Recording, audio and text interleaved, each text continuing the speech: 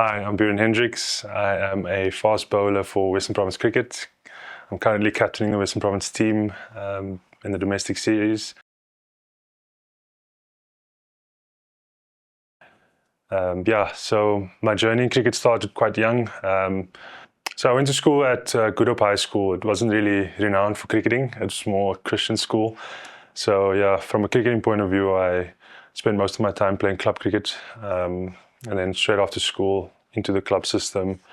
And that's kind of how I went about my cricketing at that time. And then the way I went into professional cricket was kind of a stroke of luck, so to say.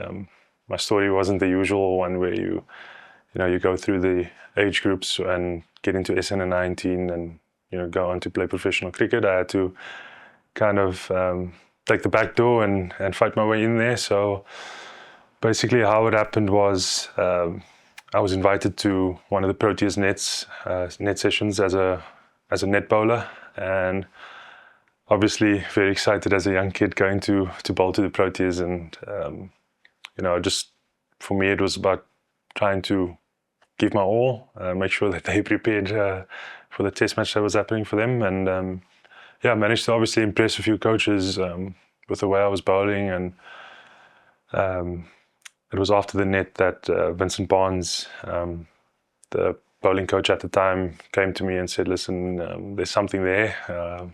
So I'll give you a call after the net. And, at the time, it was a case of I didn't actually believe him.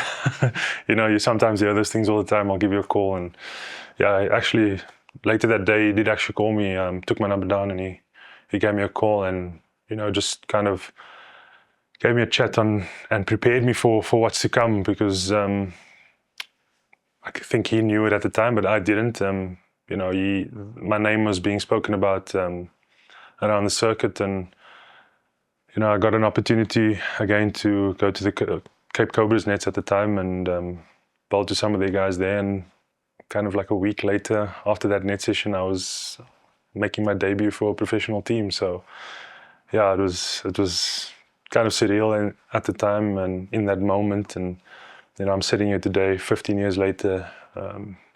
I'll never forget that moment that kind of started my career.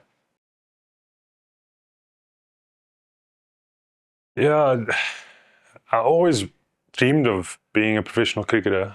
At the time, the road was pretty clear to how to become a professional cricketer. You got to play SN19, get yourself into the system once you're out of school. And I didn't follow that road. Like I said, I went to England straight after school for the winter in South Africa. Played summer over there. Came back. There was not necessarily any communication from any team or anything like that. So obviously just continued playing club cricket until such time that I got that call to go and bowl at the nets. And it was a case in my mind where I wasn't going to become a professional cricketer. I was going to give my all to becoming one, but the road didn't look too clear for me. So my focus was going to kind of be on playing club cricket and be the best that I can be at the club level. And again, that short space of time, everything just happened for me. And luckily I had Vincent Barnes who not just gave me that call, but actually took me under his wing in kind of preparing me for what's to come. And we spent a lot of time together, just chatting about the road ahead and what I need to be focused on, what I need to look forward to, and even the concerns with a lot of pressure around cricket from a media point of view, from having to play in front of 10,000 people, all those pressures that come along with being a professional cricketer. It did happen in a short space of time, and like I said, I was focused enough to kind of take it on board and make sure that I dive into the pressure and not just succumb to it.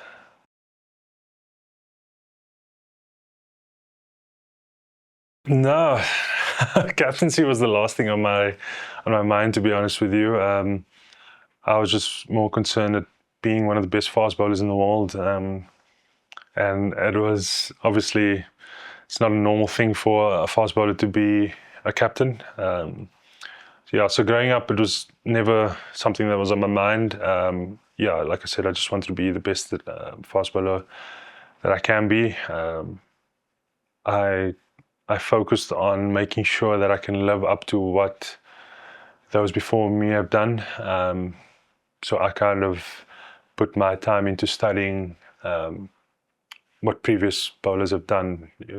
Your bowlers like Dale Steyn, Van Philander, Morne Morkel, and even in the domestic circuit, Shah Langeveld, Garnet Kruger, Mondi Zindeki, what those guys have done to kind of create a long career for themselves. And, I wanted to live up to that standard, and that was my main concern growing up in the game.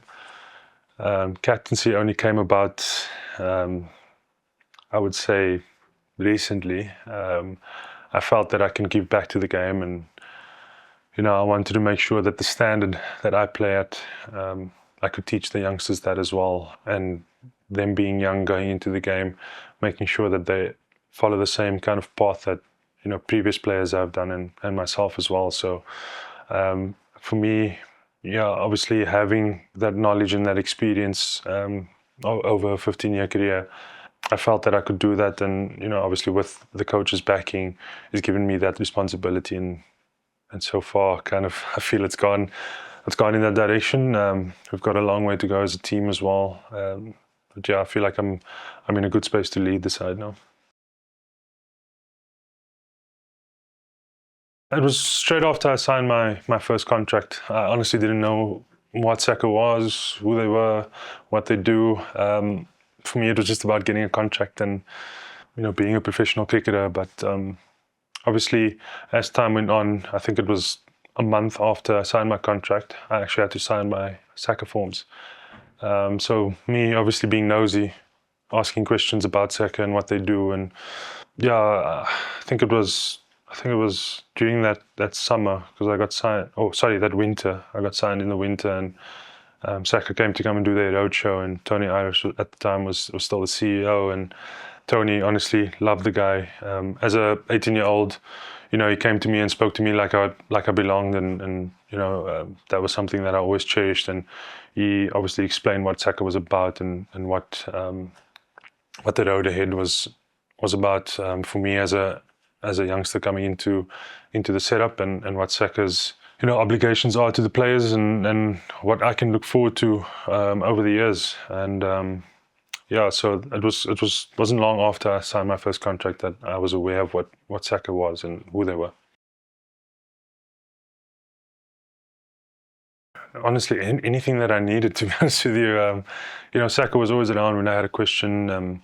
I had agent issues early on in my career, which they jumped on board very quickly and kind of sorted out for me, gave me the knowledge I needed to kind of go forward with how I wanted to go about looking after that kind of thing. And when it came to education, they were always willing to get the information that I needed while I was playing, and if I needed any help in terms of registration, study material, anything like that, they were happy to jump on board and get anything that I needed. So honestly, in all aspects, whether I needed some mental kind of work as well with a psychologist, they were always willing to kind of jump on board and get the necessary resources that I would need as a player. Anyone. Look, I mean, anyone's a phone call away. JP from a cricket ops point of view, yeah. So he looks after anything from any education or information point of view. Emil from a financial point of view. Like I said, Tony at the time, if you needed any help with agent issues or overseas contractual obligation point of view, you could call them at any time. So you didn't necessarily need to go through your PDM.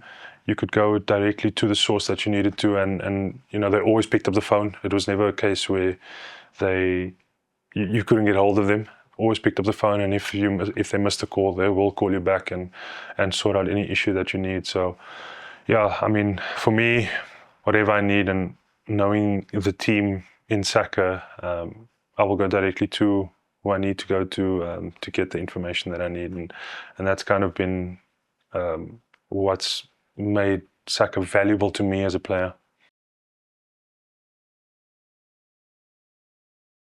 So I've got one business that it's more me and my wife. We've kind of started a little decor business. It's quite young at the moment. So we've gone through that process of starting that, and I'm in the process of starting a photography business as well, or a media studio as well. So yeah, it's something that I latched onto back in, I think it was 2015, where I kind of picked up a camera for the first time and started taking pictures. And my brain doesn't work where I don't want to get better at things. So started taking pictures, always analyzing them, wanting to get better. And over the years now, I built a mindset where it's become more than a hobby, and it's become a secondary passion. And I'm in the process of kind of starting a media house and trying to get things in place to do that and filter into cricket in that way as well. Yeah, definitely. Zoli has come on board quite quickly once she heard that I was putting that in place, and they've kept communications open, and whenever I needed some information and some advice, they've always had the door open. And to this day, I just bumped into Zoli, and she's always asking questions about where I am in the process, and yeah, it's been good from their side. Yeah, at first it was a lot of pressure. It's something that I want to do. Obviously, looking at life after cricket, there was a lot of pressure at the time, having to kind of juggle a cricketing career and also wanting to start a business where you don't have a lot of time. And obviously, in the photography world, it's about dates and perfect timing with regards to clientele. Put a lot of pressure on myself to get both sides right, where I almost kind of took my gaze off of cricket, and that kind of made me dip in performances, so to say. And yeah, that's when I kind of got involved with SAC and got on board with Zoli and started asking questions about how I can go about things from a business point of view. And obviously now I've kind of not put it to bed, or I've just kind of tried to manage both sides of things, where cricket is still first up until the time I retire, but having things in place so that when I retire, I can just filter into that. I would say find out what you want to do and be sure about it. Do your research first before you kind of just spearhead into wanting to start any business or venture into anything from a secondary career point of view. Do the research, do the necessary, or gain the necessary knowledge around it, and once you have that in place and you feel like you can go into it without disturbing your current career, that will make the transition quite easier.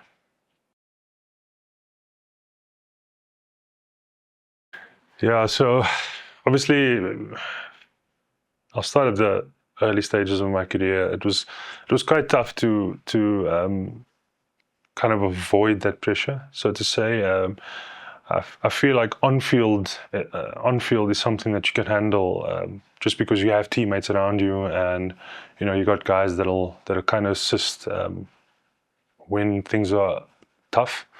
But it's mostly the off field that kind of gets to you and puts more pressure onto your shoulders, and social media is kind of where all that derives from. As a cricketer, you're always going to want to know how you've done, and you're going to jump onto social media, see if people are either praising you or destroying you. That's something that I've kind of buried now in my later career. I've kind of made a rule for myself that I don't look at social media at any point in time unless it's for news. And yeah, just that's something that's really helped me in dealing with the pressures off the field. Because honestly, you've got a support base, you've got your family, you've got your friends, you've got whether it's a girlfriend or a wife that is supporting you. I think those are the only things that you need with the high pressure stakes that you're dealing with in cricket, because I feel like on field you can deal with it. You've got the support base around you as well, from coaches to players, and Saka as well, who will put anything at your doorstep, to kind of deal with those pressures. But off the field is where you really have to challenge yourself and make sure that you don't go and search for things that are going to belittle you or create more pressure for yourself. And those things are kind of ripe in today's game. If you go on social media after a game and you go and do whatever, search your name or go to your team's post, there's going to be comments, whatever the case may be. Don't go and do that. It should be the last thing that you do, because that's just, it might not affect you, you might laugh at it, but once you start playing your next game, it's going to come straight back into your mind. It's like you said, it's a validation. Everybody wants to do well. Everybody wants to become a superstar. They want to be known in the world, and it's not something that you can ignore, because that's what you play for. You play to become the best. You play to become a global superstar, and like as a player, you can't ignore that. And I think that as time goes on, you're more hungry for that, so to say, because your career path either goes two ways. It goes downhill or it goes uphill, and in most cases, or it could stay stagnant depending on how you kind of formulate your career. But most of the times when guys are on an uphill, they want to know that, or they want to feel that feeling all the time. They want to have that confidence all the time, that knowing that people love them. And some players can handle it, some can't, and that's where you need to find that balance, because you don't know. Sometimes you don't know that you can't handle it, and that's where you kind of need to create a little bubble for yourself to make sure that you don't put yourself in a kind of mental state that you can't get out of.